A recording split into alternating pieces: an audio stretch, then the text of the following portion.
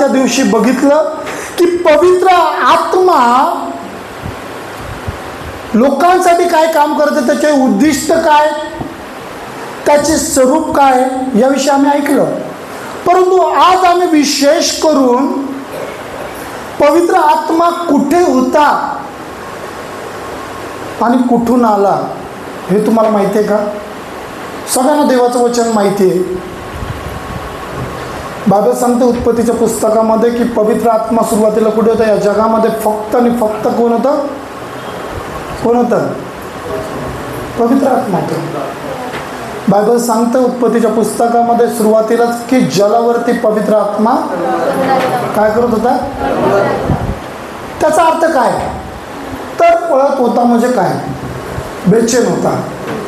काहीतरी करायचंय, काहीतरी बनवायचंय, काहीतरी होणार आहे, काहीतरी घडणार आहे. Hallelujah, hallelujah. ज्या पवित्र आत्म्याविषयी आम्हाला ऐकायचं आहे, ज्या पवित्र आत्म्याविषयी आम्हाला जाणून घ्यायचं आहे, पहिले त्याची सुरुवात कुठून हे आम्हाला बघणं गरजेचं आहे की हा पवित्र आत्मा नेमका होता कुठे, काय करत होता, याचं कार्य काय, याच्या आधी आम्हाला त्याचं माहिती असलं पाहिजे की पवित्र आत्मा कुठे होता.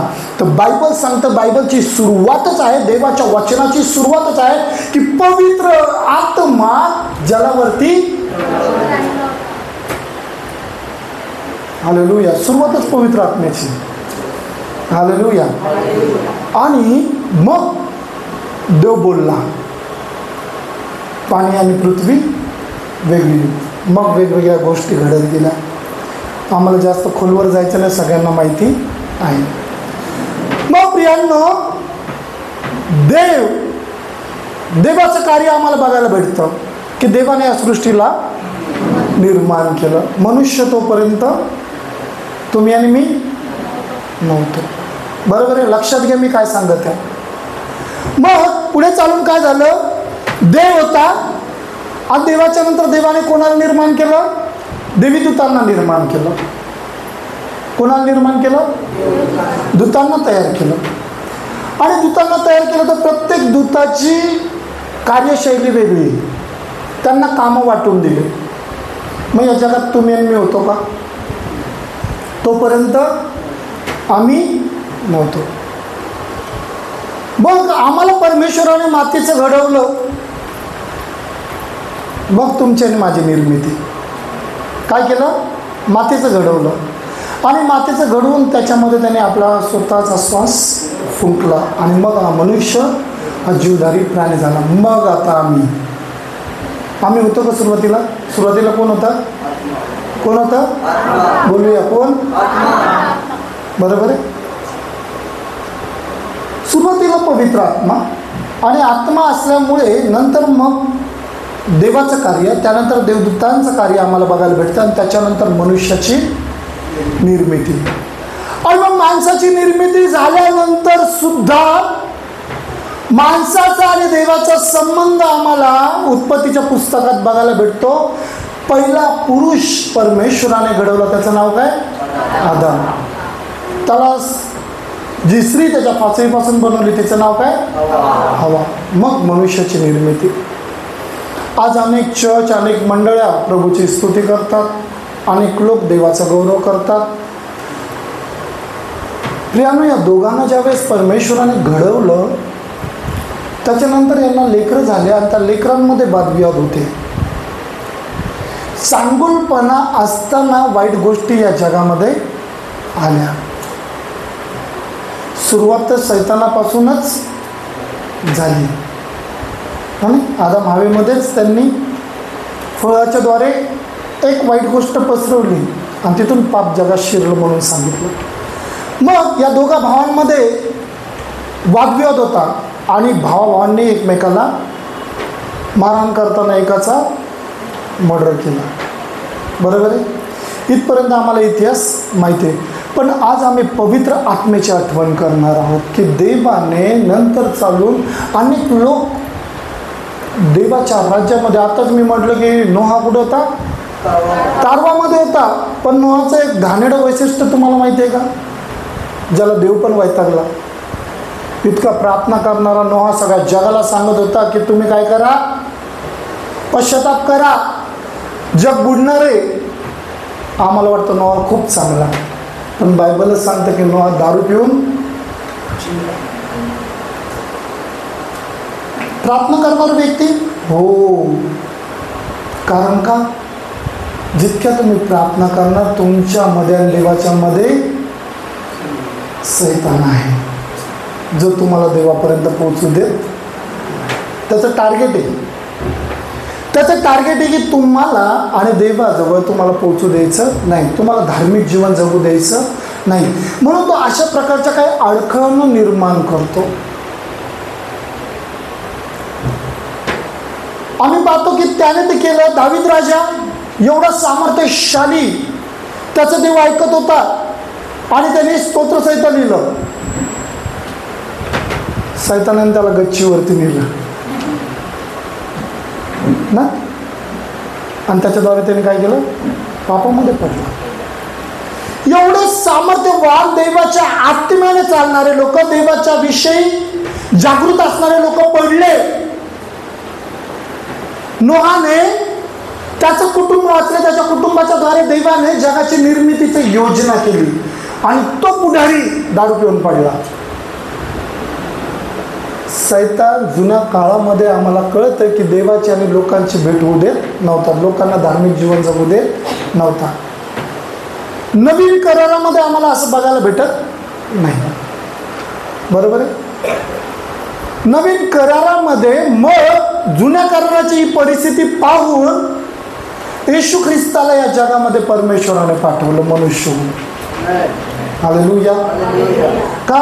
कारण का माणसं आणि देवामधला जे गॅप होता, असे जे प्रकार घडायचे, दाविदाबरोबर घडले, नोहाबरोबर घडलं, असे जे प्रकार मनुष्यामध्ये घडत होते त्याच्यासाठी मध्यस्थी, पापाचा पश्चाताप करण्यासाठी, पाप क्षमेसाठी येशू ख्रिस्ताला या जगामध्ये पाठवलं. आणि येशू ख्रिस्ताला या जगामध्ये पाठवलेलं असताना तुम्हाला माहिती आहे मनुष्यजात खूप आशीर्वादित आहे, खूप आशीर्वादित आहे. कारण का त्या येशूने त्याचं पवित्र रक्त फक्त मनुष्य जातीसाठीच सांडवलं. Hallelujah, hallelujah. आणि मनुष्यालाच पापाची क्षमेची एक संधी आहे. हालेलुया. म्हणून प्रियानो, आज देवाच्या वचनाकडे जात असताना हा मनुष्य जो आहे, येशू ख्रिस्त या मनुष्यासाठी आला आणि येशू ख्रिस्ताचा वधस्तंभावरती प्राण गेला, पुन्हा तो कबरेतून तिसऱ्या दिवशी उठला.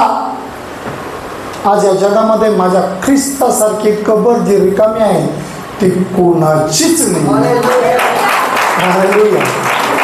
माझा येशू, तुमचा येशू जो आहे, त्याची कबर रिकामी आहे. या जगात सगळे आले आणि सगळे गेले, परंतु येशू प्रभू हा कबरेत राहिला नाही, त्याने मरणावर विजय मिळवला. हालेलुया. आणि प्रियानो, तो परमेश्वर, तो देव, तो राजांचा राजा, प्रभूंचा प्रभू तुमचा आणि माझा परमेश्वर आहे. हालेलुया. आम्ही ज्या देवावर विश्वास ठेवतो तो छोटा मोठा देव नाही, तो सर्व समर्थ आहे. आणि मग विषय येतो नंतर पेंटेकॉस्टच्या दिवशी. तुम्हाला माहिती आहे, मुख्य साक्षीदार पेंटेकॉस्टच्या दिवशी आम्हाला वाटतं की त्या माडीवरती किती जण जमले होते? Very good. त्याच्यामध्ये येशूच्या जवळचं कोण होतं?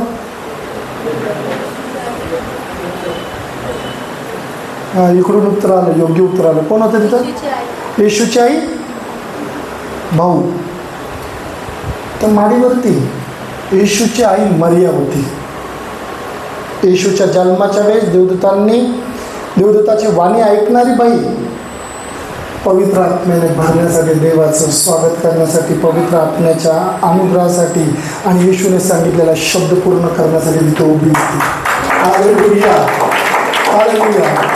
अनेक वचनं आम्ही काल ऐकले, परंतु आज आम्ही पाहतो की पवित्र आत्मा आमच्यामध्ये येण्यासाठी तयार आहे, पवित्र आत्मा आमच्यामध्ये राहतो, परंतु आम्ही कमकुवत झालेलो आहोत. आम्ही काय झालेलो आहे? पवित्र आत्म्याच्या कार्यासमोर, देवाच्या कार्यासमोर आम्ही ठिल्लेगार झालेलो आहोत. बायबल सांगतं की ते पूर्वीसारखे राहिले नाही. अनेक लोक पवित्र आत्म्याने भरतात, सामर्थ्यामध्ये चालतात, पास्टर हम आपके साथ में, आणि नंतर त्यांनाच आम्ही पाहतो की ते थोडं थोडं शांत होत जातात. प्रियांना, देवाचं वचन सांगतं या ठिकाणी यशाचा पुस्तकाचा 35वा अध्याय.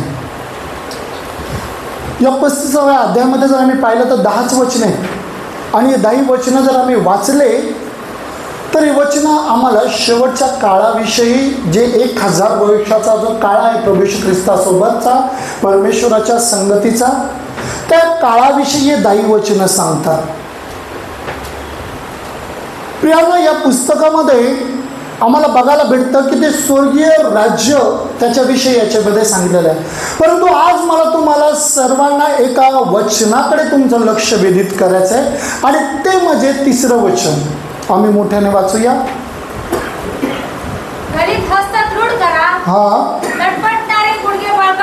Praise the Lord, hallelujah.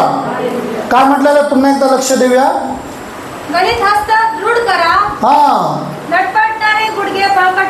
Praise the Lord. तुमचे हात गळालेले आहेत. देवाचे सेवक आराधना करताना म्हणतात आपले हात उंच करूया, 3-3दा सांगतात. का? आमचे हात गळून गेले. उभे राहा म्हटलं तर खाली बसतात. आमचे गुडघे बळकट नाही आहे, लटपटत आहेत का नाही, हलत आहेत. आणि आम्ही चाललोय देवाचं नाव जगाला सांगायला. हिंमत नाही आहे. त्याचं प्रतीक काय? सांगायचा अर्थ काय की आमचे हात गळाले. देवाची सेवा काही करण्यासाठी आम्ही आलो. चर्चमध्ये आम्ही बसतो. पवित्र आत्मा सांगितलेला आहे की देवाचा आत्मा जलावरती काय होता? पवित्र आत्मा शांत बसणारा नाहीये. पण तो कोणामध्ये येईल? ज्यांचे हात गळाले. तो कोणामध्ये येईल? ज्यांचे गुडघे गळपटलेले, लटपट करत आहेत, त्यांच्यामध्ये येईल का? सभा ठेवले पवित्र आत्म्याचं. आपली सभा कुठली? पवित्र आत्म्याचं शिक्षण. पण शिक्षण घेण्यासाठी आमचे हात काय झालेले? गळपटलेले, गळून गेलेले. आमचे हात गळालेले. तुम्हाला माहिती आहे, शरीरामध्ये जर पाय नसतं तरी पण चालतं. पाय नसलं तरी चालेल, पण हात खूप महत्त्वाचे. पाय जेवढे आपले कामं करत नाही तेवढे हात करतात. मान्य आहे का तुम्हाला? बरोबर आहे. आणि जर हातच नसले तर काय करणार? म्हणजे पायापेक्षा हात महत्त्वाचे. बरोबर आहे. बायबल सांगतं की या ठिकाणी गलित हस्त, तुमचे जे हात आहेत ते काय करा? रूढ करा. एकदम मजबूत आम्हाला करायचे आहे. कशासाठी? जर आम्ही पाहिलं बायबलमध्ये अनेक वेळा हाताविषयी ज्यावेळेस सांगितलं त्यावेळेस आम्ही पाहतो की जी लढाई चालू आहे त्याच्यामध्ये त्या सेवकाचे हात गळालेले आहेत. आणि ते येऊन त्याचे हात उंच करत आहेत. जेव्हा हात उंच आहेत तेव्हा सर्व शत्रू इकडचे तिकडं विजय मिळवत आहेत. आणि त्याचे हात गळाल्याच्या नंतर ते चाल करून याच्यावरती येतात. हातांसाठी महत्त्वाचं आहे. आजच्या युगाची मंडळी काय करत आहे? देवाच्या सेवकाचा हात आमच्या डोक्यावरती ठेवून सेवकाने प्रार्थना करावी अपेक्षा धरत आहे का नाही? अपेक्षा की एखादा सेवक यावा, त्याने माझ्या डोक्यावर हात ठेवावा. हातच का? हात कशाचं प्रतीक आहे? विजयाचं प्रतीक आहे, आशीर्वादाचं प्रतीक आहे. आणि प्रियांनो, आम्ही विश्वासणारे मंडळीमध्ये येतात. आम्ही चर्च भरवून टाकत आहोत, आम्ही गर्दी करत आहोत, परंतु आम्हाला कळत नाहीये की ज्या हात आम्हाला उंच करून देवाचा गौरव मिळवायचा, जे सामर्थ्य मिळवायचं, जो पवित्र आत्मा मिळवायचा, त्याच्यासाठी आम्हाला प्रार्थनेसाठी हात उंच होत नाही. आमचे हात गळून गेलेले आहेत. आमचे हात जर सरळ राहतील तर परमेश्वराचा अनुग्रहासाठी, परमेश्वराच्या आत्म्यासाठी आमचे हात तयार आहेत काय? आज मंडळांमध्ये हात बळकट होण्याची गरज आहे. आज मंडळांमध्ये एकमेकांचा हात पकडून साखळी प्रार्थना करण्याची गरज आहे. आज मंडळ चालत आरोग्याच्या मार्गाला. इकडं आरोग्य देणारा पाळक आलाय, तिकडं भविष्यवाणी करणारा पाळक आलाय, तिकडं असे सेवक आले, तिकडं तसे सेवक आले. लोक पळत आहेत. परंतु देवाचा आत्मा सांगत आहे, पवित्र आत्मा सांगत आहे की मी तुमच्यामध्ये येणार आहे. तुम्ही कुठं पळतात? तुम्हाला पळण्याची गरज नाही. देवाने ज्या तारवात आम्हाला बसवलं तिथं बसा. खाली उतरताना पाणी आहे, खाली उतरताना चिखल आहे, तुम्ही जाऊ शकत नाही. तुम्हाला देवाने तारवात बसवलेलं आहे. आणि या जगामध्ये, या महाराष्ट्रामध्ये, या भारतामध्ये जितके चर्च मेंबर जिथे जिथे आहेत ना, मी सांगेल की तुम्ही तिथंच थांबा. कारण का देवाची आज्ञा आहे. देवाची आज्ञा आहे. देवाने सांगितलं की तुम्ही तिथंच थांबा. मत्ती शुभवर्तमानामध्ये जर आम्ही पाहिलं तर देवाची आज्ञा आहे आम्हाला. त्याने सांगितलं तुम्ही तिथंच थांबा. जिथं आहात तिथंच तुम्ही थांबा, स्थिर राहा. आमचे हात गळून गेलेले आहेत. आम्हाला मंडळांमध्ये स्थिरता दिसत नाही आहे. आम्हाला कलेशामध्ये स्थिरता दिसत नाही. कलेशामध्ये, मंडळांमध्ये विचलितपणा चालू आहे. अनेक लोकांना फोडत आहेत. का? कारण का त्यांचे हात मजबूत नाही, त्यांचे हात गळालेले आहेत. त्यांचे हात गळणं म्हणजे काय? प्रार्थना कमी करणं. पवित्र आत्मा आम्हाला पाहिजे, तर आमच्या हातामध्ये काय असलं पाहिजे? बळकटपणा असलं पाहिजे. आणि म्हटलेलं आहे की लटपटणारे गुडघे बळकट करा. आज गुडघ्यावर बसायला कोणाला वाटत नाही की आम्ही गुडघ्यावर बसावं. तुम्हाला माहिती आहे, गुडघ्यावर बसण्याच्या द्वारे अनेक लोक सामर्थ्याने भरले. हालेलुया. डॅनियल 6 अध्याय जर आम्ही पाहिलं तर त्याच्यामध्ये सांगितलेलं आहे की तो आपल्या घरी गेला आणि गुडघे टेकून त्याने दिवसातून किती वेळा? 3 वेळ तो प्रार्थना करणार. कसा? बोला. गुडघ्यावर घेऊन. आज आम्ही तरुण आहोत, आम्ही गुडघ्यावर बसायला तयार नाही. पवित्र आत्मा आम्हाला पाहिजे, आम्ही हात उचलायला तयार नाही. पवित्र आत्मा आम्हाला पाहिजे, आम्ही गुडघ्यावर बसायला तयार नाही. आमचे गुडघे दुखत आहेत. आज मी प्रार्थना करणार, जितक्यांचे गुडघे दुखतात ना, येशूच्या नावामध्ये ते गुडघे बरे होणार आहेत. हालेलुया. हालेलुया. का तुमचा विश्वास आहे का? कारण का आम्ही त्याच्या प्रार्थनेसाठी जर गुडघ्यावर यायला तयार आहे, तर आज येशू म्हणतो माझ्या नावामध्ये आरोग्य प्राप्त होईल. हालेलुया. Praise the Lord. का तुमची तयारी आहे का? तुमचे हात गळालेले आहेत का? तुमचे गुडघे गळालेले आहेत का? बायबल सांगतं की डॅनियल वयस्कर झाला तरी पण तो गुडघ्यावर बसलेला आम्हाला पाहायला मिळतो. वय झालेलं आहे, त्याचं वय झालं तरी सुद्धा डॅनियल आपल्या गुडघ्यावरती प्रार्थना करत आहे. प्रियांनो, आमचं वय झालेलं नसताना आम्ही गुडघे टेकायला तयार नसतो. बायबल सांगतं की ज्या वेळेस पेत्र बंदिवासामध्ये होता त्यावेळेस मंडळी काय करत होती? काय करत होती?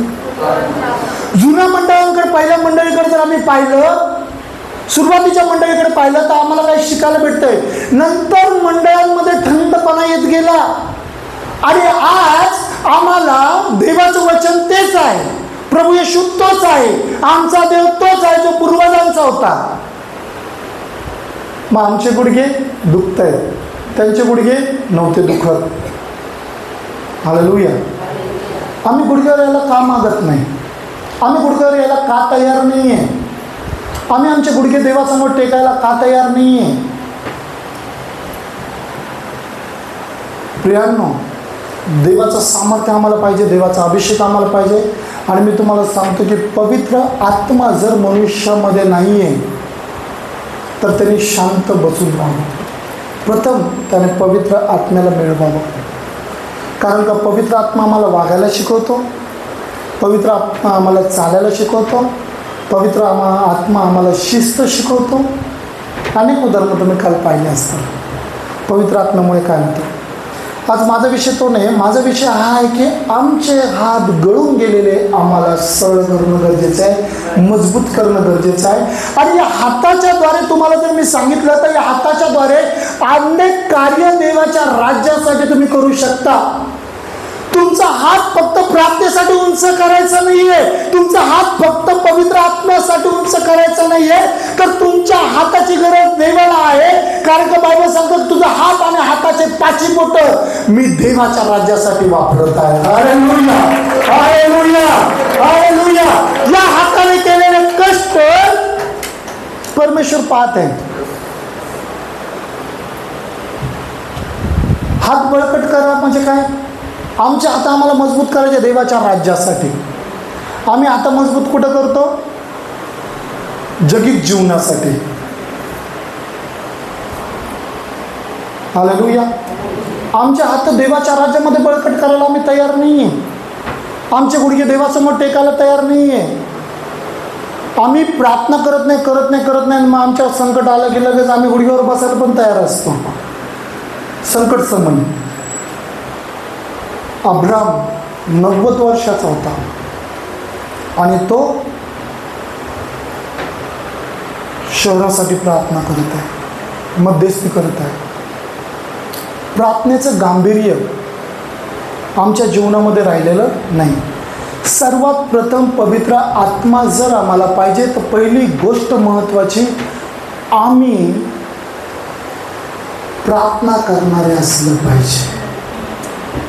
सगळ्यात महत्त्वाची गोष्ट. जे लोक प्रार्थना करणारे आहेत, आजकालच्या प्रार्थना तुम्हाला माहिती आहे, एखाद्याला प्रार्थना करायला लावली की तो तितक्यापुरतीच प्रार्थना करतो, त्याच्यानंतर त्याच्या जीवनात प्रार्थनाच नाही घरी गेलं तर. असे लोक आहेत.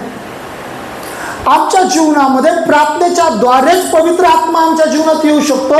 जर आमचे हातच उंच होत नाही, आम्ही उत्साहितच नाहीये, तर प्रार्थनेमध्ये आम्ही बळकट नाहीये, तर आमच्या जीवनामध्ये पवित्र आत्मा कसा येईल? आणि जर पवित्र आत्मा आमच्या जीवनामध्ये आला नाही तर आमचं जीवन पुढे कसं चालेल? कारण का सर्व गोष्टी तर पवित्र आत्मा शिकवतो. म्हणून प्रियानो, हे हात, बायबल सांगते की तुमचे हात काय करा? दृढ करा, मजबूत करा.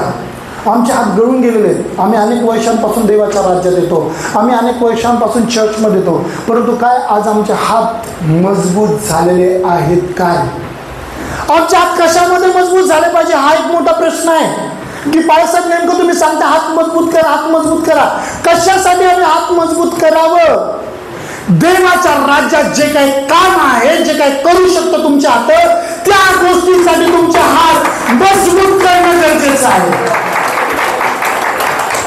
तुमच्याकडे आहे, तुमचा हात देणारे असले पाहिजे. बायबल सांगते या हाताने देशील तर या हाताला कळू देऊ नको. त्याच्याविषयी बायबलमध्ये लिहिलं नाही. देण्यामध्ये तुमचे हात मजबूत आहेत का? मंडळीमध्ये तुम्ही पेरताय, काय पेरत आहात? तुमचे हात काय देत आहेत? मला कळतं माझा हात काय देतो. तुम्हाला कळतं का? तुम्हाला समजतं तुमचा हात काय देतो? नाही समजत? समजत असेल का? नाही समजत का? तुम्हाला हातच नाहीत असं काय आहे का? आपला हात काय देत आहे देवाच्या भांडारामध्ये आम्हाला समजत नाही का? माहिती असतं. मग हा जो हात आहे, बायबल सांगता याला तुम्ही काय करा? मजबूत करा. तर सुरुवातीपासून देवाच्या राज्यासाठी जेव्हा जेव्हा माझ्या हाताची गरज लागेल त्यावेळेस मी माझा हात मजबूत केलाच पाहिजे. Hallelujah, hallelujah.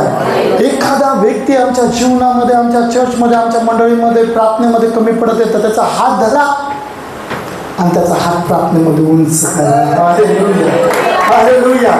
आपला हात मजबूत होणं गरजेचं आहे. कारण का? पवित्र आत्मा तो जो पाण्यावरती आत्मा तळपत होता, उत्पत्तीच्या सुरुवातीला जो आत्मा पाण्यावरती, जलावरती तळपत होता, तो आत्मा तुमच्यामध्ये आणि माझ्यामध्ये येण्यासाठी तळपत आहे. आमच्या जीवनामध्ये आमचे हात त्याच्यासाठी उंच झाले पाहिजे, त्या पवित्र आत्म्यासाठी उंच झाले पाहिजे, त्या पवित्र आत्म्याचं स्वागत करण्यासाठी उंच झाले पाहिजे.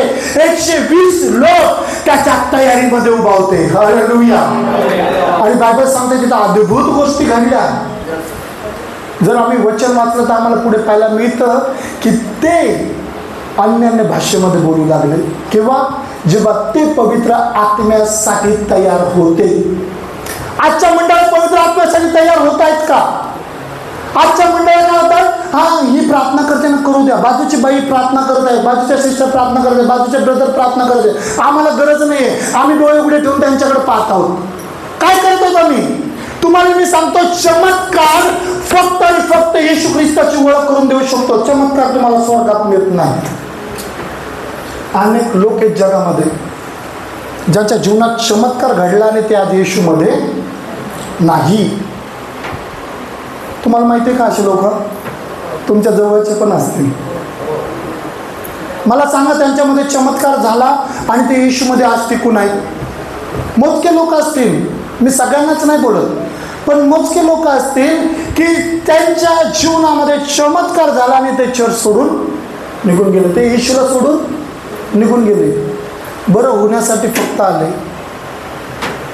आमच्याकडे अनेक लोक आले मोठमोठे आजार घेऊन, समस्या घेऊन, बरे झाले आणि पुन्हा ते कधीच दिसले नाही. चमत्काराच्या सभेमध्ये आम्ही गर्दी करतो, चमत्काराच्या गोष्टींसाठी आम्ही गर्दी करतो.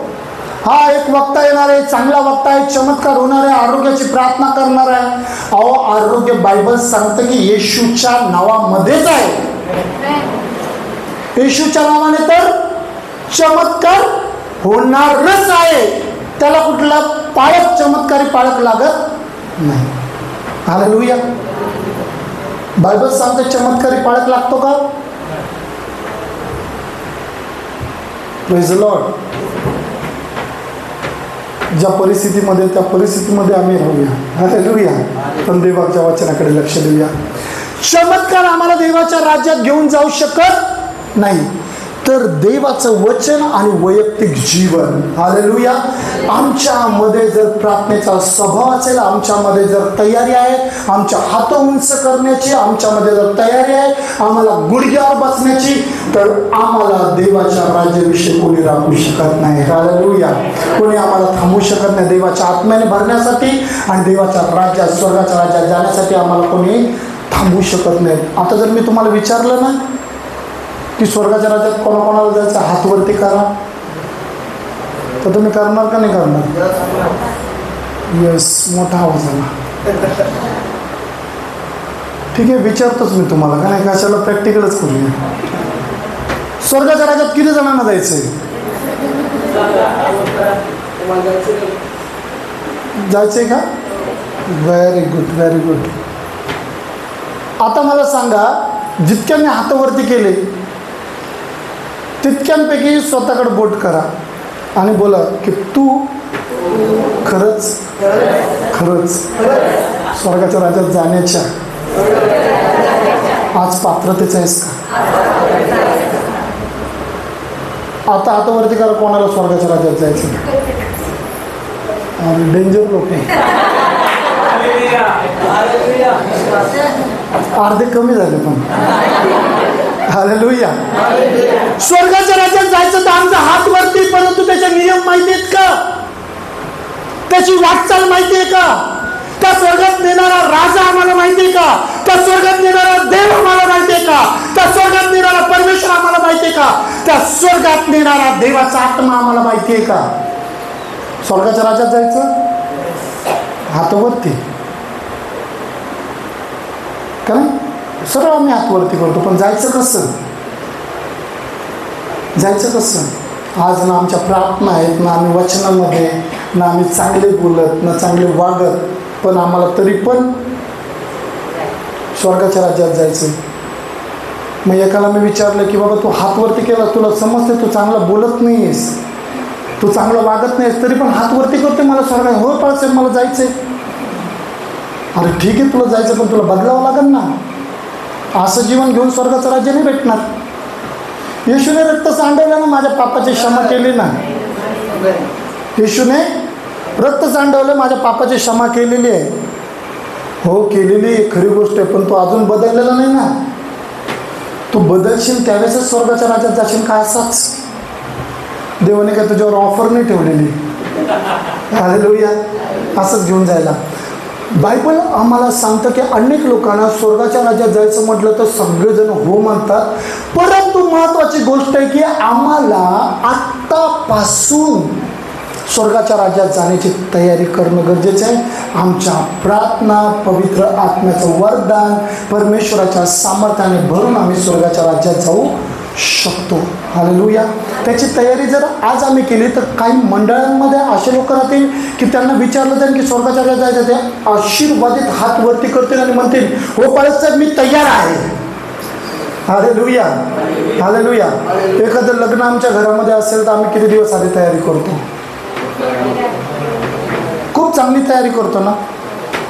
नवरी मंडपात जाण्याआधी आम्ही तिच्या मंडपात जाण्याच्या आधी एकही गोष्टाची ठेवत नाही की ती तिच्यामध्ये कमी असेल. ठेवतो का? मंडपातून तिला वापस आणता येतं का? मंडपातून वापस आणता येतं का वधूला? मग बायबल सांगतं की मंडळी परमेश्वराची वधू आहे. हालेलुया. आणि नटलेलं सजलेलं त्या नवरीसारखं जिला मंडपातून वापस आणू शकत नाही, तशीच परिस्थिती मंडळीच्या येशू आल्याच्या नंतर आम्हाला तिथून वापस येता येणार नाही. की नाही प्रभू थांब, मला पश्चाताप करायचा राहिला आहे. नाही प्रभू, मी त्या बहिणीला बोललो, त्या भावाला बोललो, मला पश्चाताप करायचा राहिला आहे. वेळ नाही, संधी नाही. नवरी मंडपात उभी आहे, तिला तिथून उचलून तुम्ही परत मानणार नाही की थांबाईला पावडर लावायची गरज आहे, थांबाईला थोडंसं तयार करायची गरज आहे. बोलू शकता का? आणू शकता का? जाण्याच्या आधी तुम्ही वेळ लावता 2 तास, उशिरा लग्न लागेल, पण नवरी तयारच करून पाठवणार. मग आमच्या जीवनासाठी आमचा परमेश्वर तो म्हणत आहे, मंडळांना वधू म्हणत आहे.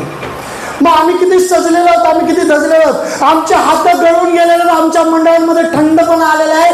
कारण का? पवित्र आत्म्याचा अभिषेक, पवित्र आत्म्याचं सामर्थ्य आम्हाला मिळालेलं नाहीये.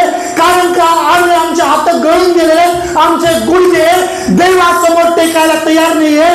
प्रियांनो, देवाच्या सेवकाकडे जर आम्ही पाहिलं तर ते लोक आपले गुडघे दिवसातून 3दा टेकणारे होते. त्यावेळेस याच्या गुहेतून ते वाचले. संकट समयी पवित्र आत्मा, देवाच्या आत्म्याने देवदूतांना पाठवलं आणि दानिएल आवाज देतो की राजा चिरायू असा, माझ्या परमेश्वराने त्याच्या देवदूतांना पाठवून सिंहाचे तोंड. काय तुम्ही साक्ष देऊ शकता का? संकट समयी साक्ष देऊ शकता? हालेलुया. देऊ शकतो. Praise the Lord. हालेलुया. कोविडमध्ये असताना माझ्या नाकातून रक्त यायला लागलं आणि मी म्हटलं की आता माझाही नंबर लागला. सगळेजण बॉड्या घेऊन चालले होते खाली हॉस्पिटलमधून. मी हेच बायबल जवळ धरलं आणि म्हटलं, प्रभू एक संधी पुन्हा एकदा दे. हालेलुया. एक संधी पुन्हा एकदा दे. रक्त निघायचं थांबलं. हालेलुया. हालेलुया.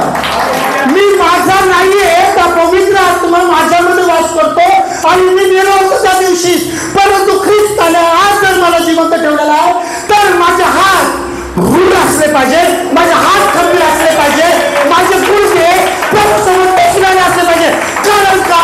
मी तेव्हाच मिळवतो, माझ्यामध्ये मी जगत नाही तर माझ्यामध्ये पवित्र आत्मा आणि ख्रिस्त जगत आहे. हालेलुया. हालेलुया. आमच्या प्रार्थना अजूनही तयार नाहीत, आमच्या हात अजूनही तयार नाहीत. तर प्रियांनो, परमेश्वराकडे लक्ष द्या. तुमच्या हाताला आज्ञा करा की तुला मजबूत होणं गरजेचं आहे. हालेलुया. Praise the Lord. देवाचं वचन आम्हाला स्पष्टपणे सांगत आहे, देवाचं वचन आम्हाला स्पष्टपणे बोलत आहे. आणि देवाच्या वचनात आम्ही पाहत आहोत की तो म्हणत आहे की गुडघ्यांचा उपयोग काय? गुडघे. आज तरुण लेकरं गुडघ्यांनी बसू शकत नाही. तरुण लेकरांना गुडघ्यावर बसा म्हटलं तर ते बसू शकत नाही. तुम्ही जर लहानपणी लेकराच्या हातामध्ये लाकडं दिलं ना, काठ्या, तर ते कधीच चालणार नाही, त्यांचे पाय चांगले असताना सुद्धा.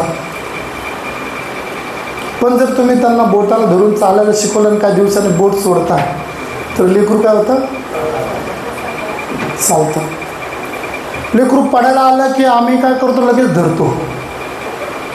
हालेलुया.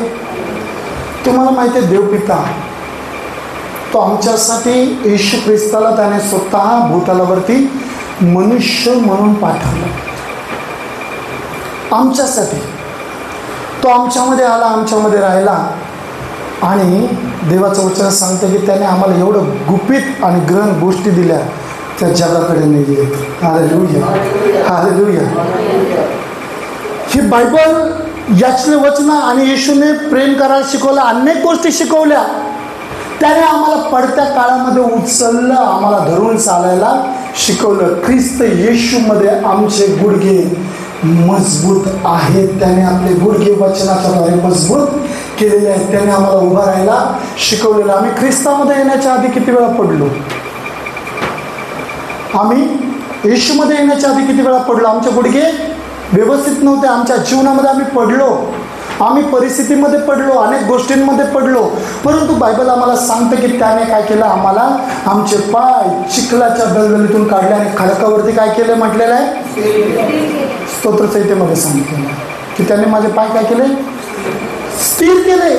कोणी केलंय, कोण आहे तो, हालेलुया. मग त्याने स्थिर केलं, त्याच्यामध्ये जर आम्ही आहोत तर आज आमचे गुडघे का टेकत नाहीत. त्याने आम्हाला स्थिर केले, आमचे पाय स्थिर केले, आम्हाला शक्ती दिली. बायबल पुन्हा एकदा सांगतं की तरुण थकतात, भागतात, बरजवानीमध्ये ठेचा गातात, परंतु देवाची आशा धरून राहणारे लोक. वयस्कर लोक आहेत का, कोणाचे गुडघे दुखत आहेत, हात वरती करा आणि बोला, मी देवाच्या वचनावर विश्वास ठेवते, मी देवाच्या वचनावर विश्वास ठेवतो. गुडघे दुखत असतील तरच बोला, नसन दुखत असतील तर तुम्हाला टेकायचेच आहेत. नाही तर मुद्दाम हातावरती कापायचं, माझे पण दुखतात. हालेलुया.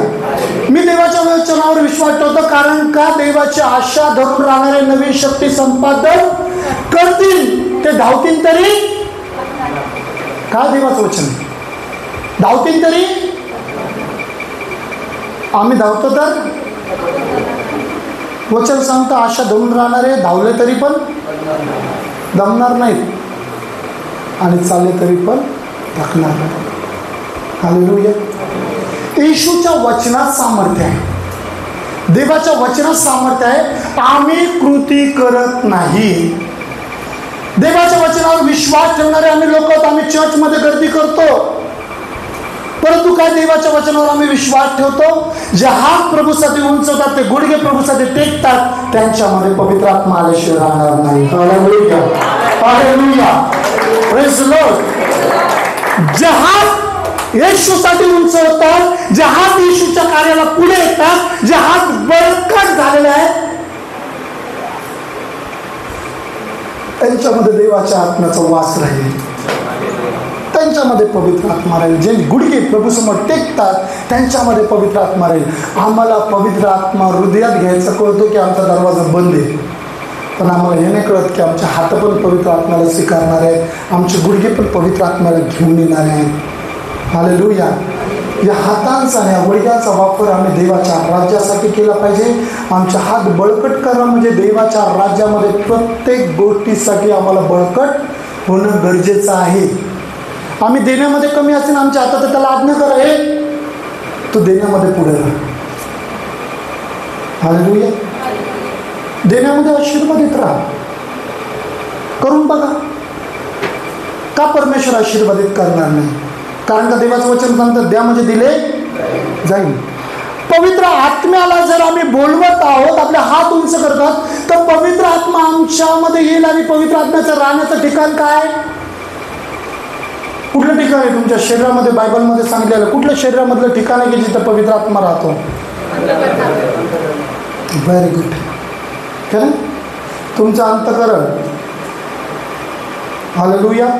मग ते शुद्ध आणि पवित्र करण्यासाठी आम्हाला तयार होणं गरजेचं आहे. आम्ही पवित्र आत्म्याला मागतो, आम्ही पवित्र आत्म्याचा अनुग्रह मागतो. देवाचा आत्मा आमच्यामध्ये असाच येणार नाही, त्याला आवाज देणारा अंतःकरण पाहिजे.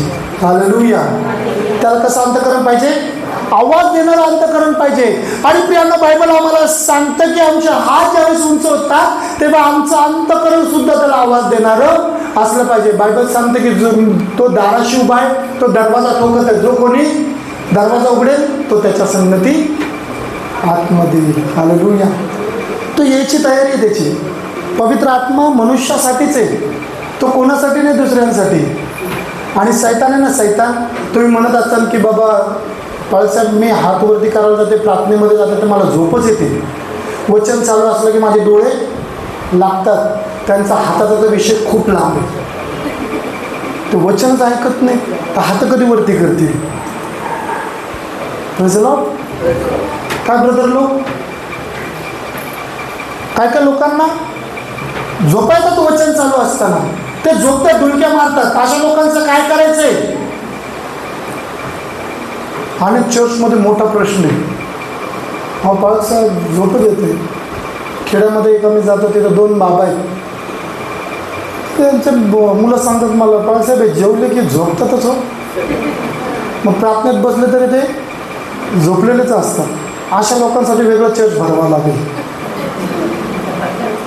जे झोपतात, जे वचनच ग्रहण करत नाही, त्यांचे हात कधी वरती होते नाही. पवित्र आत्मा तर खूप लांबची गोष्ट आहे. हालेलुया. बायबल आम्हाला सांगतं की पवित्र आत्मा मिळवण्यासाठी आमच्या अंतःकरणाची तयारी असली पाहिजे. पहिली गोष्ट आम्ही पाहिलं की हात आमचे मजबूत असले पाहिजे. दुसरी गोष्ट आम्ही पाहिलं आमचे गुडघे टेकले पाहिजे. तिसरी गोष्ट आम्ही पाहत आहोत आणि ती म्हणजे काय? आमचं अंतःकरण स्वीकारणारा असलं पाहिजे. अनेक लोक असतात की ते अनेक दिवसांपासून चर्चमध्ये येतात, प्रार्थना करतात, पण त्यांच्यावरती कुठलाही पवित्र आत्मा उतरत नाही. ते प्रार्थना करतात, निघून जातात, त्यांच्या जीवनामध्ये कुठलाही बदल होत नाही. पण प्रार्थनेला रेग्युलर दरवेळेस त्यांचे अंतःकरण तयार नाही आहे. आणि पवित्र आत्मा मिळवण्यासाठी माझा येशू कोणालाही बळजबरी करत नाही कुठल्याही कार्याला. बायबल जर आम्ही वाचला असेल तर आम्हाला ठाऊकात विश्वासणाऱ्यांनो आपल्याला माहिती आहे की येशू प्रभू परमेश्वराने प्रत्येकाला विचारलं, काय तुझी इच्छा आहे का तुला आरोग्य प्राप्त व्हावं? काय तुझी इच्छा आहे काय? आणि तो म्हटलं नाही की मी तुला बरं केलं. तो म्हणायचा की तुझ्या विश्वासाने तुला. येशूने क्रेडिट कधीच स्वतःला घेतलं नाही. आजकालच्या सेवकांनी काय केलं? येशूला ठेवलं बाजूला आणि स्वतःला क्रेडिट घेतलं. मी प्रार्थना केली आणि असं घडलं. मी कोणीच नाही. मला ज्याने बोलवलं ना तो मोठा आहे. Hallelujah, hallelujah. तो परमेश्वर मोठा आहे. आणि मग जे लोक चर्चमध्ये येऊन देवाच्या वचनाकडे लक्ष देत नाही त्यांनी जागी व्हा. तुमच्या झोपा सोडा. देवाच्या आत्म्याची वेळ आलेली आहे, देवाच्या सामर्थ्याची वेळ आलेली आहे. तुम्हाला ठाऊक आहे का? जो सैतान धरला गेला आहे, जो सैतान प्रकटीकरणामध्ये बांधला गेला आहे, तो 1000 वर्षाच्या नंतर मोकळा केला जाईल म्हटलेला आहे. 1000 वर्षाचा काळ झाल्याच्या नंतर त्या सैतानाला मोकळं केला जाईल. आमच्या परीक्षा वाढलेल्या आहेत. आज आम्ही सुखी आहोत. येत्या दिवसांमध्ये अजून कठीण जे प्रार्थना करतात ते टिकले जातील. हालेलुया. तुम्ही देवाचं वचन ऐकताय, वाचताय. तुम्हाला माहिती आहे की येत्या काळामध्ये परिस्थिती विश्वासणाऱ्यांची सोपी होत नाही चालली, कठीण होत चालली. मग या कठीण परिस्थितीमध्ये जर आमचे हातच प्रभूसाठी उचलले नाही, आमचे गुडघे टेकले नाही, आमचं हृदय त्याच्या आत्म्यासाठी तयार झालं नाही, तर काय होईल? काय मंडळा टिकतील का? काय मंडळा टिकतील? नाही टिकणार. प्रियांनो, आमच्या जीवनामध्ये आमचे हात प्रभूसाठी उंच केले पाहिजे, आमचे गुडघे त्याच्यासाठी टेकले पाहिजे, आमचं हृदय त्याच्या आत्म्याचं ग्रहण करणारं असलं पाहिजे. हालेलुया. तर पवित्र आत्मा आमच्यामध्ये येईल आणि जे लोक आजच्या दिवशी तयार आहेत त्या आत्म्याने भरल्याशिवाय राहणार नाही. हालेलुया. मग ज्यांना आत्मा प्राप्त झाला ते लोक काय करतात? ज्यांना आत्मा प्राप्त नाही झाला ते लोक मंडळीमध्ये काय काम आहे त्यांचं? आज आम्ही मंडळीमध्ये बसलोय, आज आम्ही देवाच्या वचनाने जर भरलेलो आहोत तर आम्ही ख्रिस्ताच्या मंडळीमध्ये टिकणारे आहोत. जर आम्ही देवाच्या आत्म्याने भरलेलं नाहीये तर आज आमचं मंडळीमध्ये काही काम नाहीये, काहीच काम नाही. म्हणून मी तुम्हाला विचारलं की कोण कोण थांबणार आहे, कोण जाणार आहे? ज्यांना आत्म्याचं ओझ आहे, ज्यांना वचनाचं ओझ आहे, ज्यांना वचन कळतं, ज्यांना वचनाचं ताण आणि भूक लागले ते लोक टिकणारे आहेत. हालेलुया. काही लोक दुपारी जेवून जाणारे असते. Praise the Lord. प्रियांनो, पहिली गोष्ट पाहिली, आपले हात बळकट करा. कशासाठी? प्रत्येक गोष्ट देवाच्या राज्यात जे लागेल त्याच्यासाठी आहे माझा हात. प्रार्थनेच्या वेळेस माझा हात कुठे गेला पाहिजे? देण्याच्या वेळेस उत्तमातलं उत्तम देणारा माझा हात बनला पाहिजे.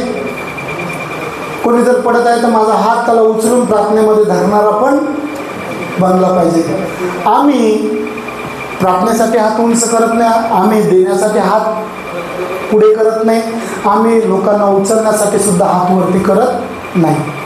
प्रियांनो, तरी सुद्धा आम्ही या गोष्टी न करता देवाच्या आत्म्याची वाट पाहतो. कसा परमेश्वर त्याचा आत्म्याची